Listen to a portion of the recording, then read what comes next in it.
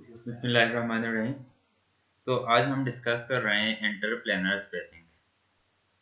Interplanar spacing को ये भी कह सकते हैं distance between lattice plane in a cubic crystal system. कोई भी क्यूबिक क्रिस्टल सिस्टम हो तो लैटिस प्लेन में जो डिस्टेंस होता है उसे हम इंटरप्लेनर स्पेसिंग कह सकते हैं। इंटरप्लेनर स्पेसिंग को रिप्रेजेंट हम कर सकते हैं डी से, स्मॉल डी से रिप्रेजेंट किया जाता है। यहाँ पर थ्री डायमेंशनल सिस्टम लिया हुआ है, ये कोई भी थ्री डायमेंशनल सिस्टम है। ओ जो है रिप्रेजेंट कर रहा है ओरिजिन को, और एक्स वाई जी जो है ये एक्सिस को रिप्रेजेंट कर रहे हैं। तो इसमें हम ये कहेंगे कि O x, O y and O z be mutually perpendicular lines. और यहाँ पर दो डॉटेड रोज जो है या डॉटेड लाइन जो है ये रिप्रेजेंट की हुई है। अब ये डॉटेड लाइन जो है ये रिप्रेजेंट कर रही हैं प्लेन को रिप्रेजेंट कर रही हैं। Consider two parallel plane, one passing through point O and other plane parallel to this plane but not passes through point O। तो यहाँ पर हम दो पैरेलल प्लेन लेते हैं, एक ये हमारे पास पैरेलल प्लेन आ रही है और इसके साथ दूसरी पैरेलल प्लेन ये आ रही है।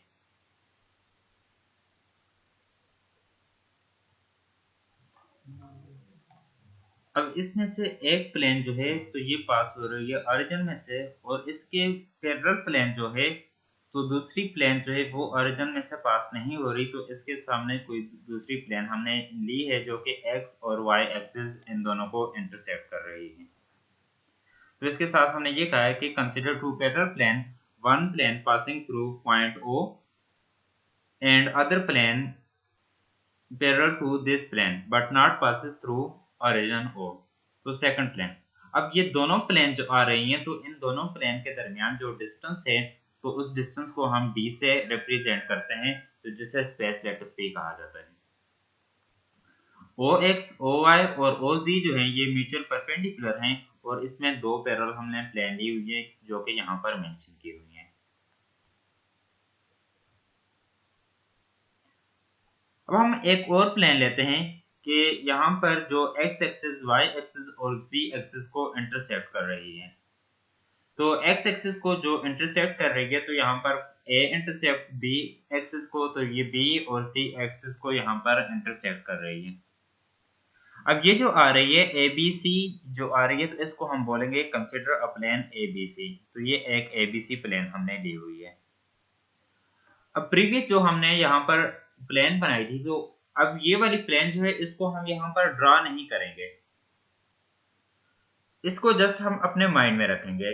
इस प्लेन को हम यहाँ पर ऐसे कहेंगे कि कंसिडर अनदर प्लेन ABC। तो यहाँ पर हमने कोई दूसरी प्लेन ABC ले ली। फिर उसके बाद हम ये कहेंगे कि हमने शुरू में जो कहा था कि दो प्लेन ली थी, एक प्लेन जो है ओरिजिन में से यहाँ से पास की थी और दूसरी प्लेन यहाँ से पास हो रही थी। इन दोनों प्लेन के दरमियान जो डिस्टेंस था तो उसको हमने स्मॉल डी से यहाँ पर स्मॉल डी से रिप्रेजेंट किया हुआ था। तो अब ये करेंगे कि फर्स्ट जो प्लेन यहाँ से पास हो रही है और दूसरी प्लेन जो यहाँ से पास हो रही है, तो उन दोनों के दरमियान जो डिस्टेंस डी होगा तो उसको यहाँ पर हम मेंशन कर लेंगे। ये जो डिस्टेंस डी आ रहा है स्मॉल डी, तो उसको यहाँ पर मेंशन करेंगे।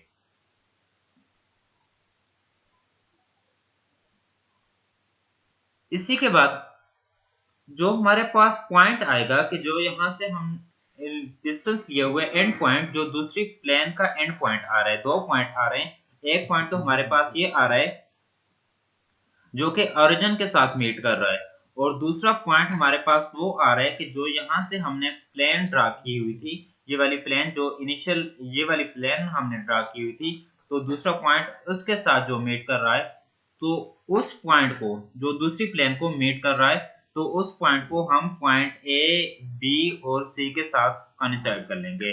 तो हम ये वाला जो पॉइंट आ रहा है, एन जो पॉइंट आ रहा है, तो इसको पॉइंट ए के साथ और बी और सी के साथ यहाँ पर हम इसको मैच कर लेंगे। जब हम ऐसा करेंगे तो यहाँ पर हम इसको क्लियरली ड्रा कर लेते हैं कि ओ एक्स, ओ वाई और ओ जी थ्री म्यूचुअल परपेंडिकुलर हैं, थ्री डायमेंशनल सिस्टम है। इसमें दो प्लेन हमने ली, एक प्लेन ओरिजिन में से पास हो रही है और दूसरी प्लेन यहाँ से पास हो रही है। इन दो प्लेन के दरमियान जो डिस्टेंस है तो उसको स्मॉल d से रिप्रेजेंट कर लिया, जो हमने कैलकुलेट करना है। इसी d को हमने कैलकुलेट करना है, जिसे इंटरप्लेनर स्पेसिंग भी कहा जाता है। तो यही d हमने यहाँ से कैलकुलेट करना है। अब ये जो आ रहा है ON, तो ON रिप्रेजेंट कर रहा है यहाँ पर डिस्टेंस बिटवीन टू प्लेन्स और distance between two parallel plane, ये हमारे पास आ रहे हैं। अब यहाँ पर ये जो दूसरी प्लेन के साथ जो पॉइंट मीट कर रहा है, तो इस पॉइंट को हम A पॉइंट के साथ B पॉइंट और C पॉइंट के साथ मिलाएंगे। तो ये डॉटेड लाइन जो है ये रिप्रेजेंट कर रही है कि NA, NB और NC कि हमने इस पॉइंट को x एक्सिस, y एक्सिस और z एक्सिस पर जहां पर इंटरसेक्ट कर रहे थे, तो वहां पर हमने इस पॉइंट को कोइंसाइड कर लिया। अब यहाँ पर अगर देखें तो HKL प्लेन हमारे पास फाउंड हो रही है। इंटरसेप्ट कौन से कि A जो है, ये A पॉइंट जो है यहाँ पर जो इंटरसेप्ट बन रहा है तो स्मॉल a इंटरसेप्ट, यहाँ पर जो इंटरसेप्ट बन रहा है तो B, और यहाँ पर जो इंटरसेप्ट बनेगा तो स्मॉल c, ये इंटरसेप्ट बन रहा है। अब ये वाला जो A, कैपिटल A, इसे हम ऐसे कह सकते हैं, A में कैपिटल A के साथ कहेंगे A make A intercept, small a की बात कर रहे हैं, A make A intercept along x axis, B make B intercept along y axis, and C, capital C, and C make C intercept along z axis। तो अब यहां पर देखें तो ये वाला पॉइंट जो है ये लिखा हुआ है A over H, 0 0 x axis के साथ। अब x एक्सिस पर अगर देखें तो x एक्सिस के ऊपर y एक्सिस की वैल्यू जो होगी वो भी 0 होगी और z एक्सिस जो होगी उसकी वैल्यू भी 0 होगी। अब ये प्लेन जो है इसमें तीनों एक्सिस के हम इंटरसेप्ट लिखेंगे A, B और C।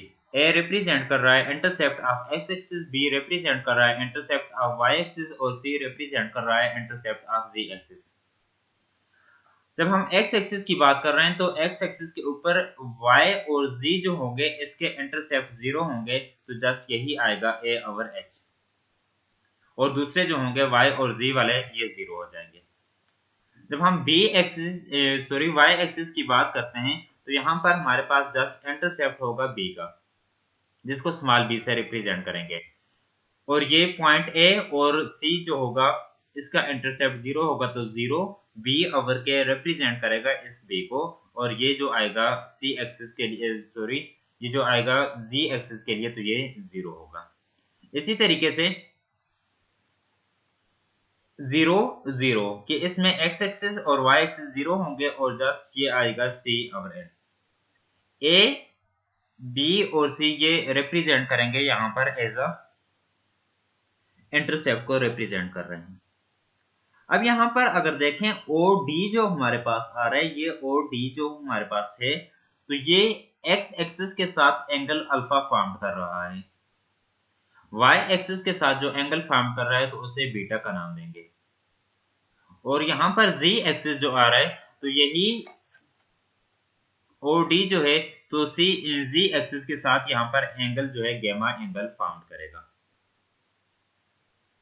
तो अब यहाँ पर देखें तो इसके कोऑर्डिनेट ये जो आ रहे हैं AH, 0 0 0, B ओवर के 0 0, 0 एंड C ओवर L, ये रिप्रेजेंट कर रहे हैं कोऑर्डिनेट को। तो अब ये कहेंगे कि let HKL be the Miller indices of the plane ABC। अब ये जो प्लेन हमारे पास आ रही है ABC प्लेन आ रही है, तो उसके मिलर इंडिसेस ये HKL मिलर इंडिसेस आ रहे हैं, and the coordinate of point ABC, तो A और B C के कोऑर्डिनेट R, तो इसके कोऑर्डिनेट जो होंगे तो HKL जो है ये Miller indices of plane ABC को, और जो प्लेन आ रही है तो उसके कोऑर्डिनेट A ओवर H, 0 0, और इसी तरीके से ये A के लिए, ये कोऑर्डिनेट B के लिए, और ये कोऑर्डिनेट हमारे पास आ रहा है C के लिए, कोऑर्डिनेट रिस्पेक्टिवली आ रहा है। अब जो डायग्राम है तो इससे ओ एन जो है ओ एन इक्वल है डी के, तो ओ एन रिप्रेजेंट कर रहा है डी के, या हम ये कहेंगे कि let O N is equal to D. तो डी क्या है? Distance between two parallel plane. अब किसी जगह पर जो